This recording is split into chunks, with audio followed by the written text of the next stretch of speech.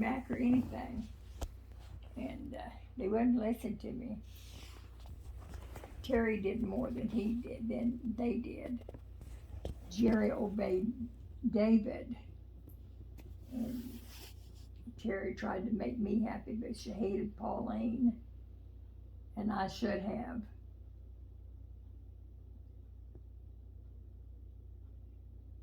So that was after he killed himself. Then they just pretty much went wild. The what now? After he killed himself, they pretty much went wild. Yeah. They felt the restraints were all gone. Nobody had any authority. They were free little birds. I guess they never, because he was so abusive to you. You were just one of the kids. You never had any authority and never had I didn't any. feel like they were my kids. I loved them and I wanted to protect them, but I still felt I knew I couldn't.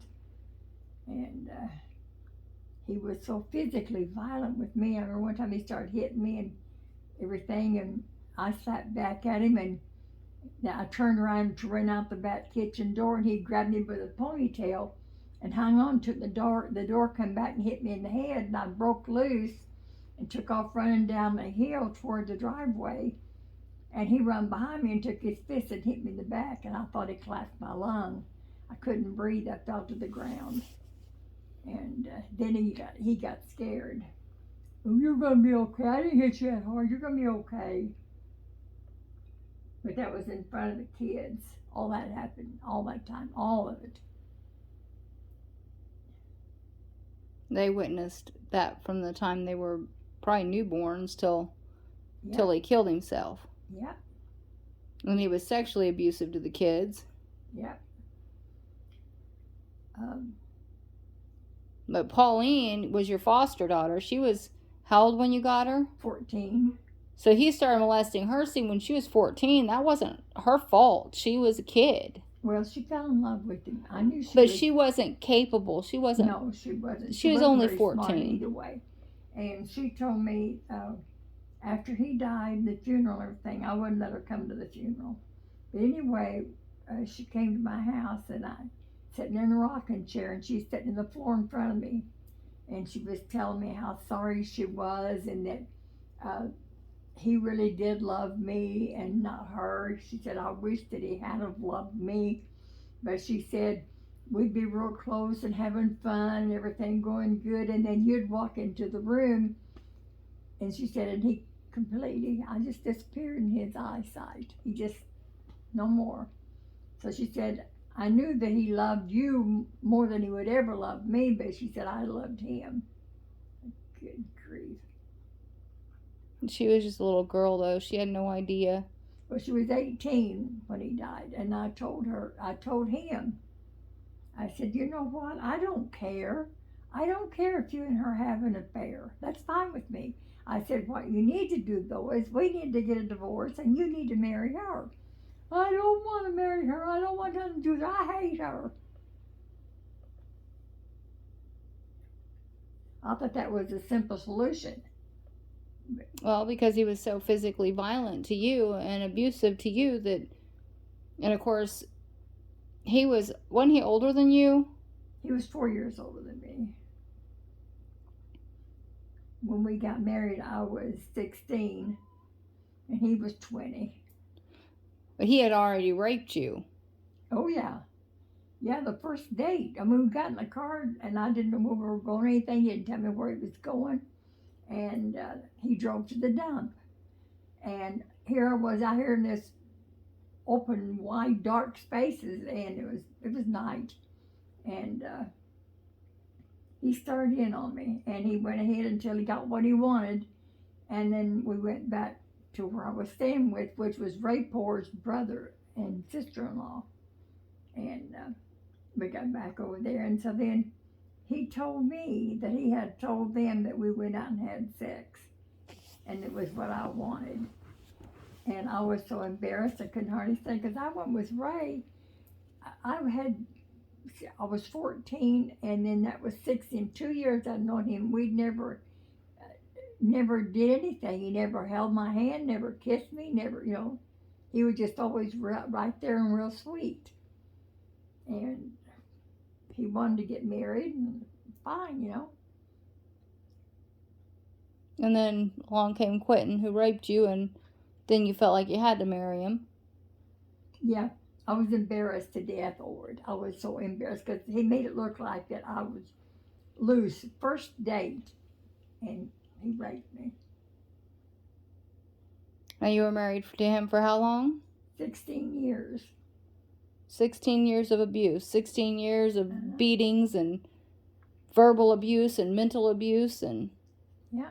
Then he sexually abused the children, and he was abusive to them, and they lived in freaking nightmare, I imagine. Yeah. It was horrible, the whole thing. I mean, after I found out what really, see, I didn't know that there was they had put the boards up down to the hallway, down to the steps to the basement. And you go down there and you open the door up and you look and there's a hole in the wallpaper and through the boards and you could see inside the bedroom. Well, I don't know how the hole got there, but I figured it was probably Quentin put there because it went into the girls' bedroom.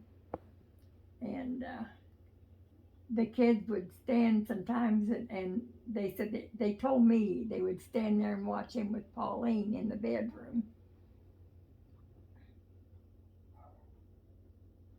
So they knew what was going on there.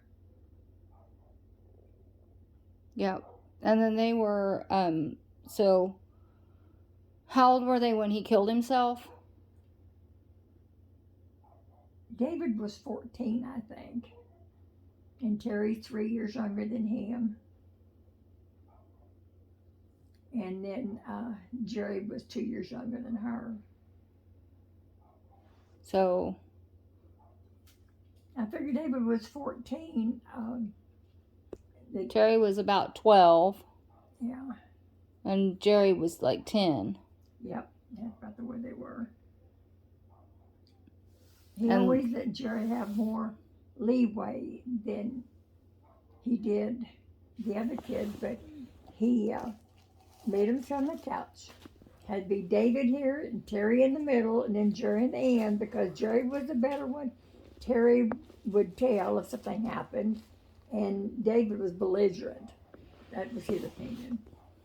And sometimes Quentin would get bored, and he had a switch, and he kept it by his chair. And what he did with it, he'd take it, he'd put it against David's shirt and start rolling around his shirt on it. And David would say, "Don't," and he'd slap him on the leg with it. He just kept doing that, And I had to find a way to break it up, and that happened so much. But I'd go and say, "Hey, dinner's almost ready," and stuff like that. It was a nightmare, total nightmare. you had tried to leave him over and over again, and he would find you and threaten to kill you, and he would have killed you. He would have killed me. Well, that's what he said. If I'd have brought the kids that last day, that would have been it for us. And that time he told me, "I better not ever catch you praying in our bedroom again. You do, and I'll kill you." So then I ended up saying that a 4-letter word, which I had gotten used to doing it because I knew he didn't like it. And I would do it to show that's the only authority I had. I could say what I wanted to. He could make me pay for it, but he couldn't stop you. Yeah, couldn't stop me. And so I got on to David. I was in the kitchen. I got on to David. And I said the dirty. I don't know what the word was. I said, but when it hit me, I thought, "Oh Lord, you heard me, and I'm so sorry." And I turned around. And I ran in my bedroom and fell on my knees. And I was down there praying, and the door opened. And he was sitting there with that gun, and he said, "I told you if you come in here praying here again, I was going to kill you." He said, "Are you ready to die?" I said, "Whatever." I didn't have a bit of fear. I just figured that if that was going to happen, it was time for me to go. And then he pulled the trigger on it, and he said it wasn't loaded. But what if it had been accidentally, But I didn't stop praying in my bedroom.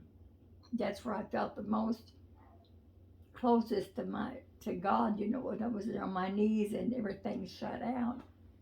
And he hated me doing that. Because he was evil. Yeah, he was. And I felt sorry for him because of the things he'd been through, but still, he told me he raped the animals and that one horse kicked him into a tree. He was an evil man. He deserved to die. Yep, he did. He would torture and kill, and he was awful. He was absolutely awful. awful. To think about when I first moved back here, he couldn't get a job, and I got a job at the factory, and he was at home with the kids. And I don't know how things went or anything like that. No one ever told me, but I figured it pretty much the same way. He molested him, and he tortured him, and yes. he was a horrible person. He deserved it. He deserved death. And I bet you he's rotten in hell, and I'm glad of it. I had him committed once. He was hitting me, and I tried to call the police and had him taken down to a mental place where they evaluated him. Stupid me. He got a hold of me and he told me that he didn't have his watch and needed his watch. And so I said, okay, I'll bring it to you then. I mean, anything to keep him away from me. I took his watch to him when we went to court then. And his brother, Wilford, would come in and Sydney. I was upset and I had a red place on my neck where I guess I'd been scratching or something. And Wilford had walked down the sidewalk to go to the courthouse and he saw my kids in the car. And he told me, he says, I thought about taking those kids out of that car and taking them myself. He said, but I decided I wouldn't do it. Oh my goodness. So he came in there to court and the judge said, well, you know, I just call it like two people that can't get along with each other. I don't consider abuse on either side. And the reason I'm coming to this conclusion is the fact that when he needed something, you took it to him. And I figured that idiot probably knew that in the first place. What was the last thing he said to you? You're so stupid. Yep, you're so stupid. Why am I stupid? Well, if you'd brought those kids, I could have taken care of everything and made it all work out fine. But no, you had to not bring them. So that means that somebody's going to have to live to raise them, and it's not going to be me. And so he went in the basement and blew his brains out. You what? He went into the basement then and blew his brains out. Yeah, well, see what he did, he was upset, and the gun was on the stairs. He was holding it when I got there on the steps. I took it and set it back, and when he opened the door to go down, he fell down the stairs. He always fell downstairs, but he was really bruised up. And then I heard the first shot, and then the second shot was whenever Pauline and I were at the door, and then I went over and opened the basement door. I looked down. We had a dog in the basement. Had two dishes, one for water, one for food, sitting there side by side. And I thought it was his shoes, because he wore rounded shoes like that where he worked. And I said, do you feel better now? And then I heard that wheezing the blood he was breathing. And I went down there, and I don't know why the basement door was open then, because I don't know who opened it or how come it was open. But Pauline's friends brought her up and dropped her out, and she was sitting out there. And it's weird because that gun, that basement, I mean, it'd be like from that wall to this wall and then the gun was found about 30 feet or so away from him. And well, you think it might have recalled when he, because it was hanging on a nail where the cop said, no ma'am, there was no gun hanging on that nail, because I was down and I tried to put the gun up there, and there's no way under the sun he could shoot where it ended up at. It was in his chest. So there's no way under the sun. Well, he practiced it a lot of times, going to hang the gun up and, because he thought of it a lot. He was planning on killing you all. He planned on killing us all. Yep. And then And when I went down there to where he's at, couldn't, his teeth, had his mouth wide open, his teeth was false. I took him out, laid him at the side of him, and I saw Pauline coming around the corner, and then I said, Pauline, call 911. And she said, I don't know how. I said, Pauline, get the phone and dial 911. I can't, I don't know how to do it. So I got up off the floor and went up, and they want me to stay on the phone till they got there. And I didn't go back down to see him anymore. so Pauline was with him till he died? She was just come home from work. He didn't see her there, I don't think. Well, who stayed in the basement with him? Nobody. That's why I asked her to call 911. She was upstairs in the kitchen. I said, Pauline, call 911. She said, I can't. I don't know how. I said, dial 911. I don't know how. I can't.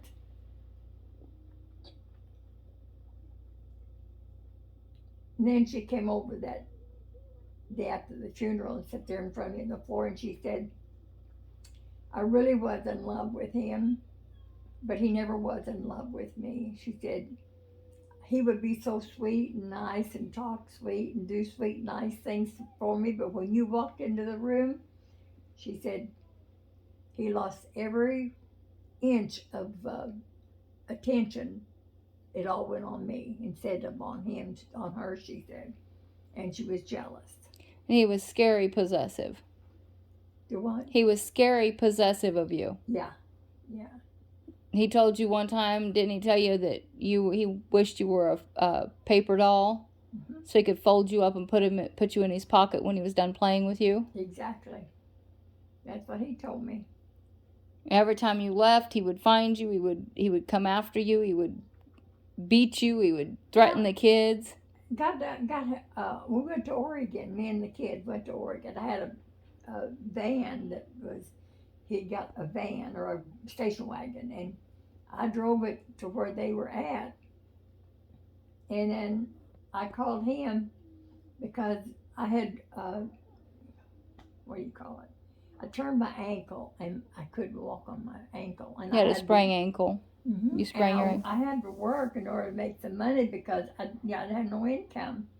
And so anyway, I thought, I don't know what to do because my stepdad was even gloating. Yeah, here you're all stuck out of it. You sure made some kind of a bonus, And I had to get away from him. I rented a cabin, and my little brothers stayed with me, Lavoy and Mike. They stayed with me off and on, and my kids. But I knew I couldn't keep paying rent if I couldn't get the money. So I decided I'd go back. On the way home, he had the preacher bring him up to get me. The preacher and his wife came up to get me, and they got in their car and left. He got in my car and drove home. But he got to the woods, and he told me, I want you to come walk with me. Why? I want you to come walk with me. Okay. So we get out and walk in the woods away from where the kids were at in the car where they couldn't see us. And he threw me down the ground and picked up a big old rock, held over my head, and he said, I ought to just bash your brains in. He said, you ever pull that on me again or embarrass me like that again, I will kill you. I hated him. When Dad passed, I put his picture there and I'd cry myself to sleep because I missed him so bad. When Quentin died, I put his picture up there, and every night I'd look at it and I'd say, I hate your guts. I'm so glad you're gone.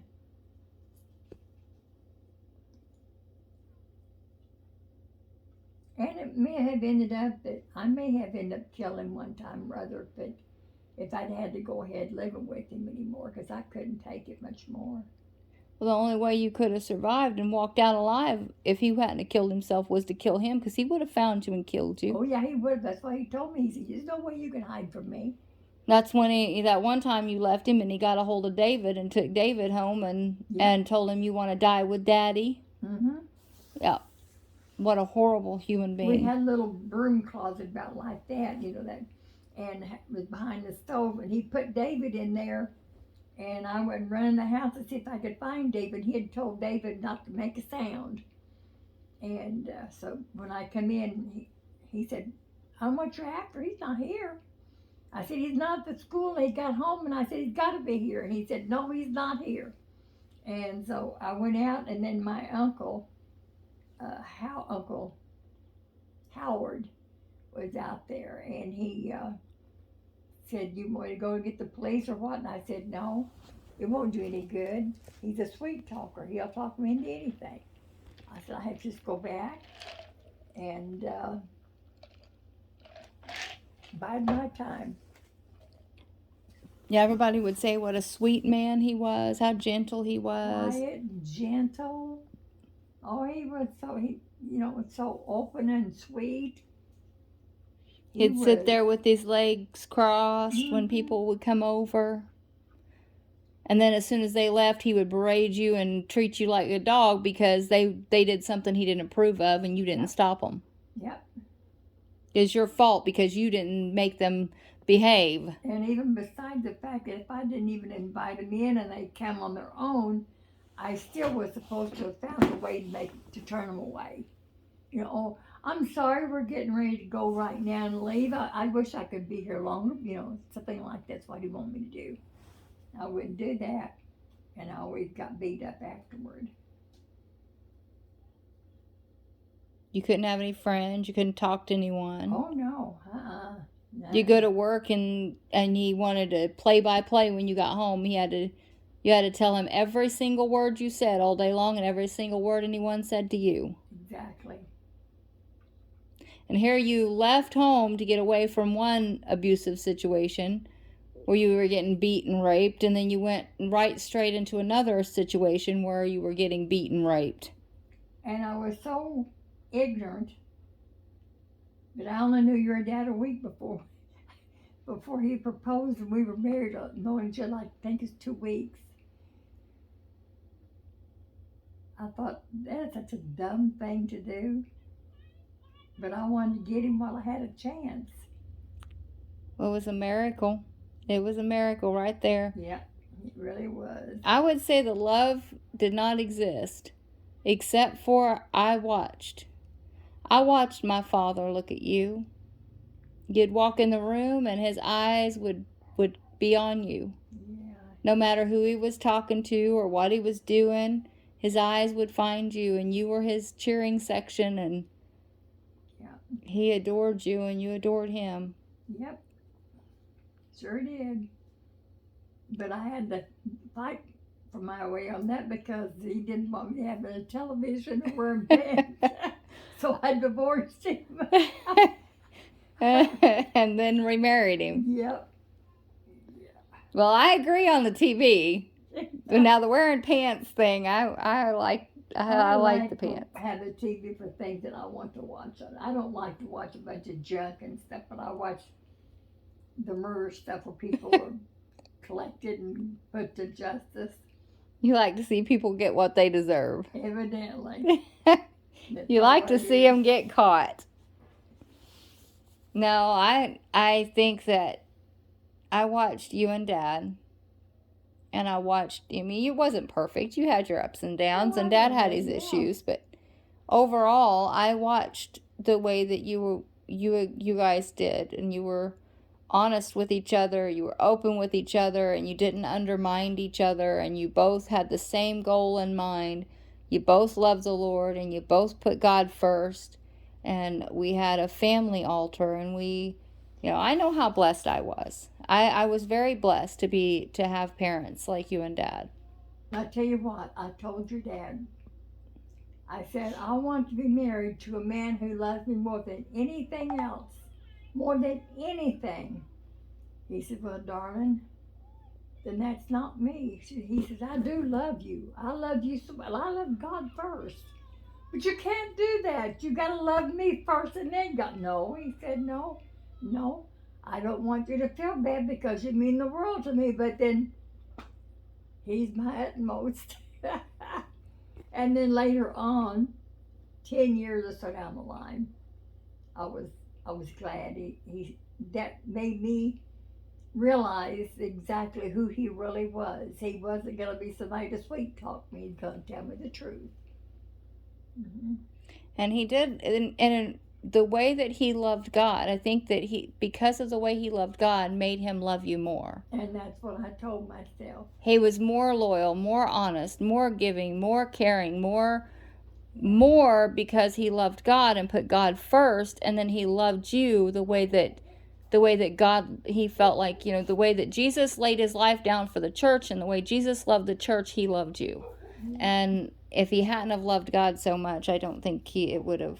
Yeah, that's a conclusion that I had come to, because I buried that in my heart, and it hurt to think that